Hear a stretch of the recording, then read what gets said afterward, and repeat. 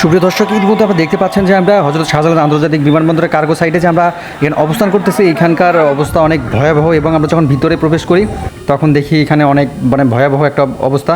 এখানে আমাদের fire service কর্মীরা অনেকভাবে চেষ্টা করতেছে আগুন নিয়ন্ত্রণ করার জন্য। আমাদের এখানে 36টা ইউনিটের মধ্যে অবস্থান করতেছে এই আগুন নিয়ন্ত্রণে আনার জন্য। আমাদের সেনাবাহিনী ভাইরাও কিন্তু এখানে অবস্থান করতেছে, যদিও তারা ভিতরে আসতে পারে না, তারা বাইরে নিরাপত্তা নিশ্চিত করতেছে আমাদের জন্য। আর এইখানে আগুনের অবস্থা এতটাই ভয়াবহ যে একদম বলার মতো না। আর আমাদের এখানে যত কোটি কোটি টাকার মাল লস হয়ে গেছে ইতিমধ্যে দেখতে পাচ্ছেন আপনারা। ফায়ার সার্ভিসের 36টা ইউনিট কাজ করতেছে এখানে, তারপরে কোনোভাবে আগুন নিয়ন্ত্রণে আনতে পারতেছে না। আমি আছি রায়হান আহমেদ, আপনাদের সাথে পুরো সম্পূর্ণ ভিডিও জুড়ে আমি আপনাদেরকে দেখাবো কীভাবে কোথায় কী হচ্ছে না হচ্ছে। সম্পূর্ণ ভিডিও না টেনে দেখতে থাকবেন।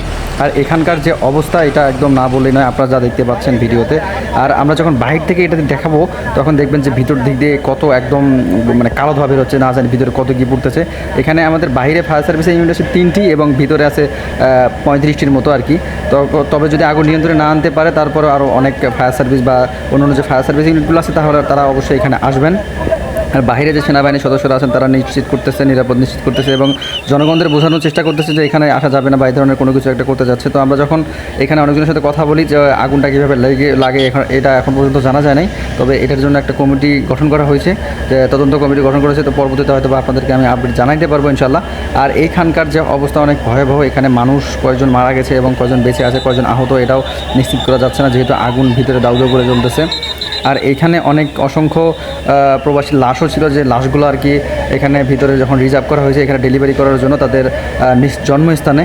তো সেখান থেকেও আর কি সে লাশগুলো আর কি পুড়ে একদম শেষ হয়ে গেছে, যা এখন পর্যন্ত নিশ্চিত করা যায়নি। এবং আত্মীয় স্বজনের যে হাহাকার সব কিছু দেখতে পাচ্ছেন আপনারা। এবং আমাদের আনসার সদস্যরা আছেন তারা বাইরে আছেন, কোনো সাধারণ পাবলিককে ভিতরে প্রবেশ করতে দেওয়া হচ্ছে না, কারণ যেহেতু এখানে অনেক সেন্সিটিভ একটা বিষয় এবং অনেকে অনেকভাবে আমাদেরকে সাহায্য করতেছেন। এবং যারা ক্যামেরা প্রতিনিধি ভাইরা আছেন তারা সবাই আমাদেরকে সাহায্য করতেছেন এবং যে সেনাবাহিনী ভাইরা আছেন সবাই আমাদেরকে সাহায্য করতেছেন। আর এখানে ফায়ার সার্ভিসের যে কর্মীরা আছেন তাদেরকে কী বলে যে ধন্যবাদ দেবো, এত পরিশ্রম করে এবং অনেক হার্ডভাবে যে কাজগুলো এরা করতেছে তা অনেক প্রশংসনীয় একটা কাজ। এবং অনেক ইতিমধ্যে আমরা দেখতে পাচ্ছি আগুন কিছুটা হলেও নিয়ন্ত্রণের কাছাকাছি আসছে, যদিও সম্পূর্ণভাবে কোনো আগুন এখন পর্যন্ত নিয়ন্ত্রণে আনা যায়নি। দর্শক এভাবে দেখতে পাচ্ছেন যে আমরা যেহেতু বাইরে আছি এই মুহূর্তে, বাইরে যে প্রাসি আছে যে কার্গো যে ইম্পোর্ট যে সাইটটা আর কি, যেখানে আগুন লাগছে, যে কার্গো গুদামে যে আগুনটা লাগছে তার মধ্যে প্রাচীর সাইটে আছি, সেই সাইট থেকে আগুনগুলো দেখা যাচ্ছে আর কি জানালার ফাঁক দিয়ে দেখা যাচ্ছে আগুন। এবং আকাশে কালো ধোঁয়া দিয়ে আচ্ছন্ন হয়ে পড়ছে, যেন মনে হচ্ছে যে এখানে বৃষ্টি নামবে কিছুক্ষণের মধ্যে, এরকম কালো মেঘের মতো একটা অবস্থা তৈরি করে ফেলছে ইতিমধ্যে।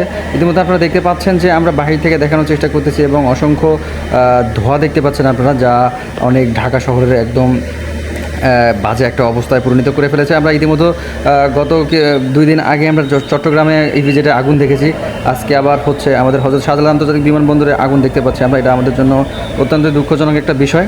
তো আপনারা আমাদের সাথে থাকবেন এবং ভিডিওটা শেয়ার করে দেবেন দ্রুত। আমি রায়হান আহমেদ আছি আপনাদের সাথে পুরো ভিডিও জুড়ে। আপনারা দেখতে পাচ্ছেন আমরা বাইরে অবস্থান করতেছি এই মুহূর্তে, যদিও ভিতরে একবার গেছিলাম, ওইখানকার অবস্থা অনেক ভয়াবহ, যার কারণে ওইখানে থাকতে পারিনি আমরা, সেটার জন্য দুঃখিত। ভিতরের কোনো অবস্থায় এখন এই মুহূর্তে আমরা আপনাকে কোনো আপডেট দিতে পারতেছি না। এখন আছি আমরা হচ্ছে একদম হযরত শাহজালাল আন্তর্জাতিক বিমানবন্দরের একদম সাইটে, কার্গো সেন্টারের সাইটে আছি আমরা। এখান থেকে আপনাদেরকে ফুটেজ দেখানোর চেষ্টা করতেছি। আর এখানের যে ধোঁয়া দেখে মনে হচ্ছে যে আল্লাহ, এখানে কত কী জানি হচ্ছে।